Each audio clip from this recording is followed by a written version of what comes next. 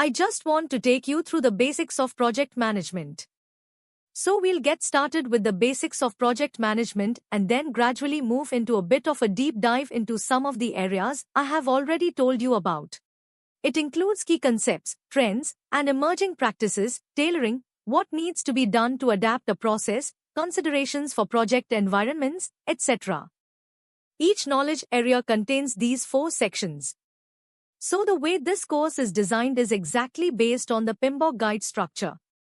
We will also be discussing the key concepts from each of these processes. There are 49 processes and 10 knowledge areas that we will be covering. Under each knowledge area and its processes, we will touch on key concepts, trends, emerging practices, and how to tailor a process. If you are implementing Agile or working in an adaptive environment, we will explore how to integrate some of the newer concepts from Agile and adaptive environments. The PMBOK guide is structured to provide an understanding of the project environment, technology areas, and the role of the project manager. This is something that has been introduced as part of the 6th edition.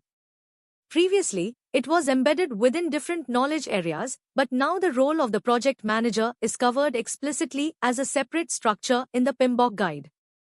Apart from the 10 knowledge areas, project management foundations are also covered in this guide. I strongly recommend that after completing the training program, you go through the PMBOK guide at least once. It's always beneficial to understand the fundamentals of project management and read it at least once, even if it is a lengthy book. Reading it once should definitely be a target for you. Now, let's move on. A fundamental question you should ask yourself is, what is a project? Since this particular PMP certification training and certification is primarily focused on projects, it is important for us to learn the definition of a project. From an examination perspective, the objective of this training is to ensure you are well prepared for the exam. According to the PMP certification, a project is a temporary endeavor undertaken to create a unique product, service, or result. Every project ultimately results in an outcome, and that outcome is unique. For example, a project may produce a product. At the end of the project, what you will get is a product. Alternatively, at the end of the project, you may deliver a service or achieve a specific result. But whatever is created at the end of the project is unique. Apart from that, a project is a temporary endeavor, meaning every project has a start date and an end date. A project ends when its objectives are achieved, or sometimes due to a lack of funding, obsolete objectives, or termination. There are various scenarios that may lead to the conclusion of a project. Another equally important attribute of a project is that it is unique. Even though some buildings may appear identical, each has some unique attribute.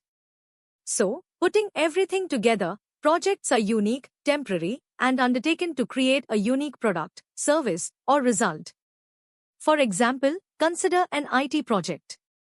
If you are developing a product over a 1-year period, you go through various project phases. Feasibility phase, analysis phase, development phase, implementation phase. By the end of that year, you have gone through different stages to build that product. At the end of the project, you have a finished product ready for the market. In this example, what is unique is the product being developed. It could be any product, an IT product or a non-IT product.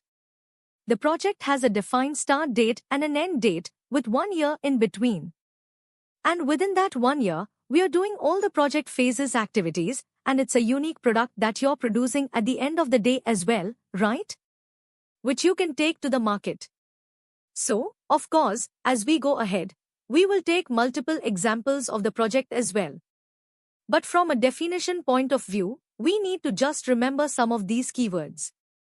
That from the PMBOK guide and from PMP exam point of view, projects are, of course, unique, their temporary nature, and what we produce at the end of the project is a product, service, or some result. Now, if you take the examples of like projects, drive change, you will come across project why they are initiated. You must be thinking about why projects are initiated. So sometimes projects are initiated to drive change. I have seen that organizations undertaking big transformations. Those transformation projects are basically to drive change within the organization. I was part of such a transformation project, and the transformation project was about the agile transformation within the organization. So, it was an 18-month project, and that has a start date and an end date, and then a lot of activities were undertaken as part of this project. And then, with an objective, obviously, there was an objective that they want to shift from the traditional mindset or traditional way of working to the agile way of working.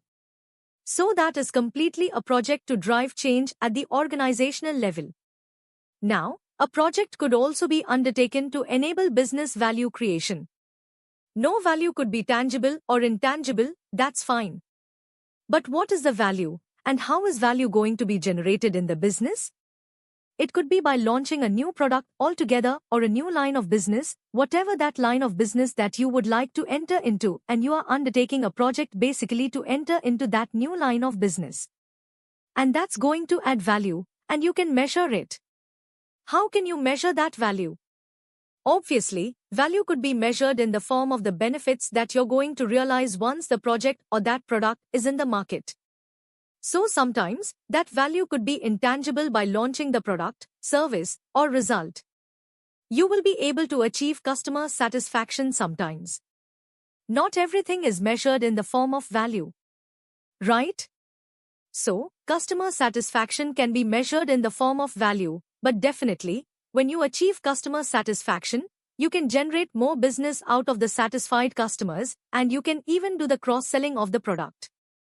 So that's the intangible benefit, which is difficult to measure, but there is definitely a benefit that we can show.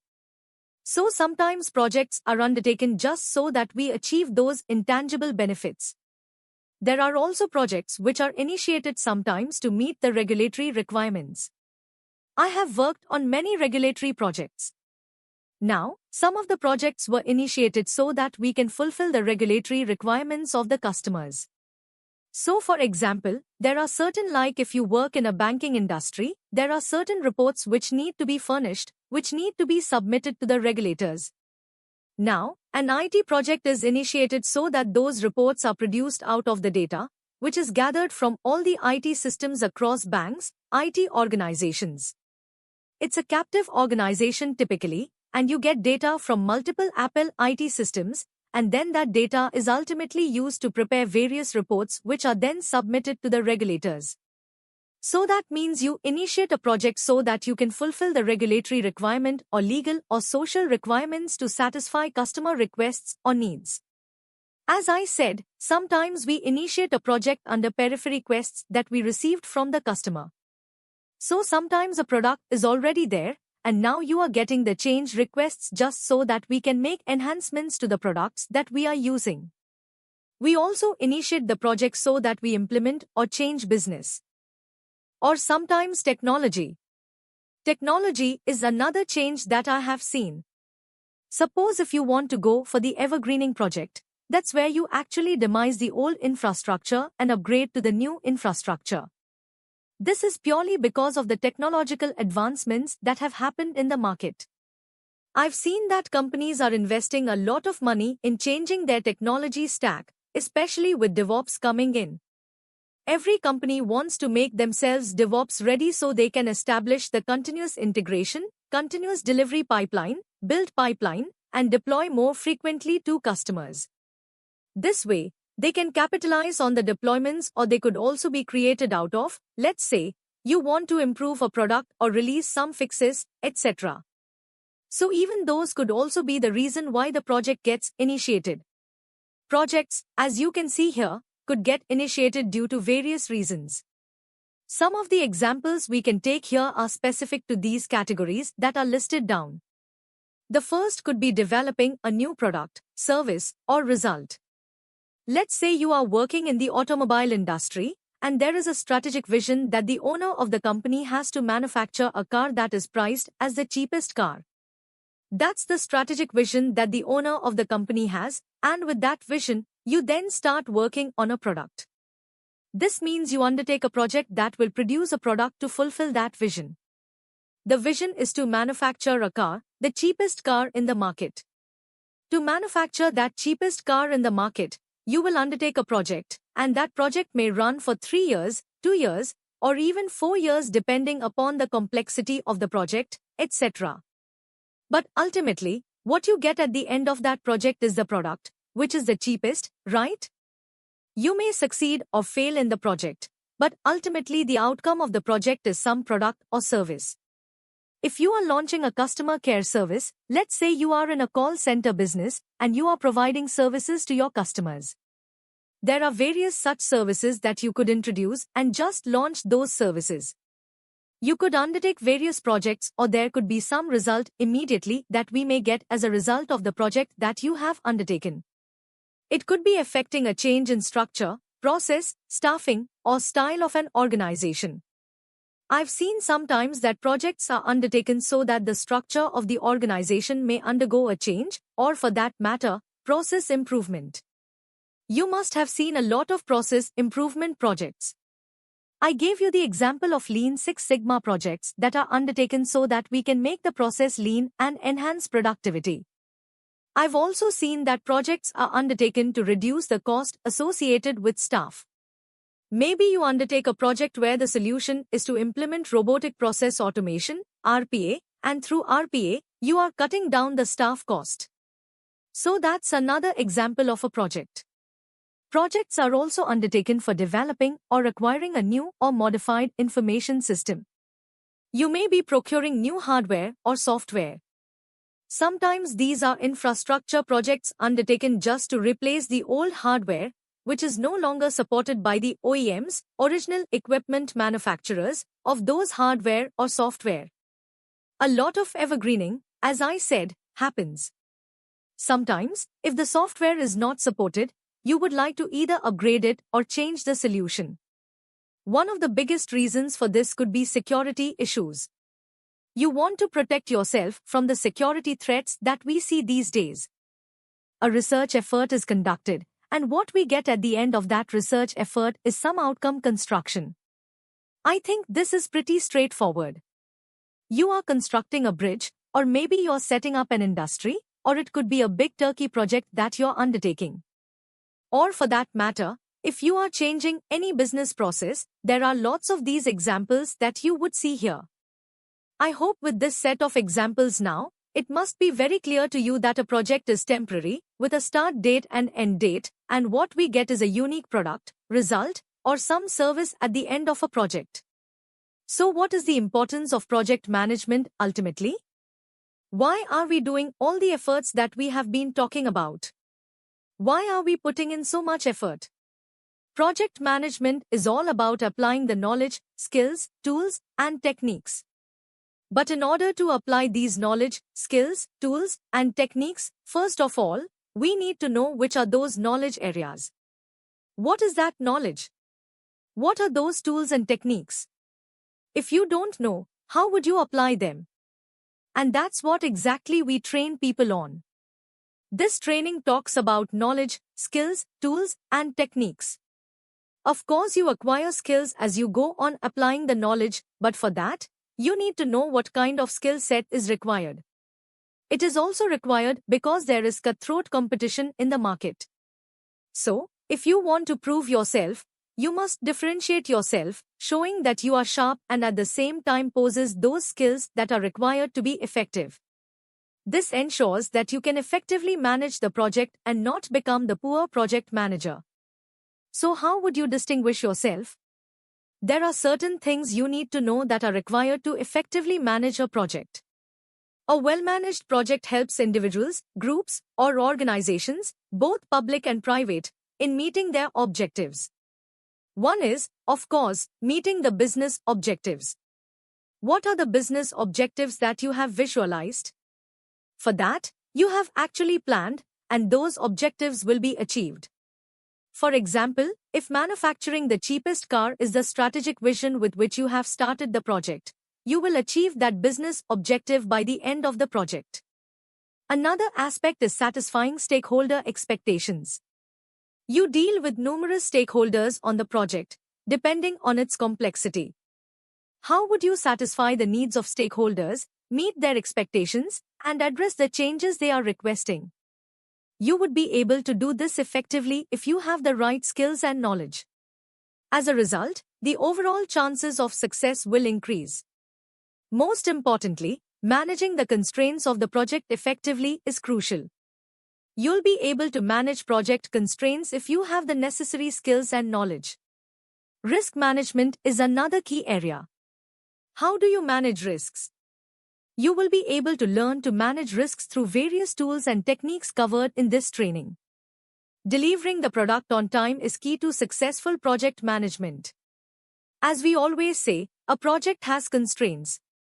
We will discuss these constraints, and it's important to keep them in mind to ensure we are delivering the project within those constraints. When you begin working on a project, you will encounter multiple changes from stakeholders. If you don't know how to handle change effectively, you will struggle to accommodate that change within the project. Therefore, to effectively manage a project, you need to have the skills, tools, and techniques in place. Poorly managed projects can lead to several issues, such as failure in achieving the objectives, missed deadlines, and cost overruns. This is a common situation. Whatever the project budget is, sometimes a project manager ends up spending more than the budget allocated or compromising the quality of the outcome that is being produced, or they may land up doing a lot of pre-work, and rework is a waste, and that requires a lot of money. All these led to unsatisfied stakeholders for that matter. Therefore, project management is definitely very important. We need to learn the associated knowledge and the skills required to manage projects effectively. We also need to know what tools and techniques are required and, most importantly, we need to use the right tool and technique at the right time. That's what will be covered as part of this training. We'll cover each and every process, tool, and technique required. If you see project management as a methodology of each organization, I have seen that they do some sort of customization. It's not like they will follow exactly what we are going to talk about. There will always be some customization. I've seen that every organization has its own templates, formats, and policies on how to manage vendors. There are policies on human resource management and other specific processes to the organization. Many guidelines are available as well. However, when we talk about a methodology, we are referring to how we should plan a project properly, monitor it, and control it within the organization. To do that, what is required will be covered as part of this training. The PMP certification training will actually cover the project methodology as a whole. This will give you an idea of what kind of tools you should use when working on the project charter, creating a business case, and following the minimum policy guidelines when doing a particular task. From a project management methodology point of view, these are the areas that need to be looked into. Let's move on to one of the most important points, which is about the constraints of the project. These are often called compensating project constraints. If you ask me how a project manager's performance is judged, I would say it's based on how that project manager is managing the constraints of the project. Every project has these constraints. When I say constraints, I'm referring to the 6 main ones: scope, time, cost, quality, risk, and resources.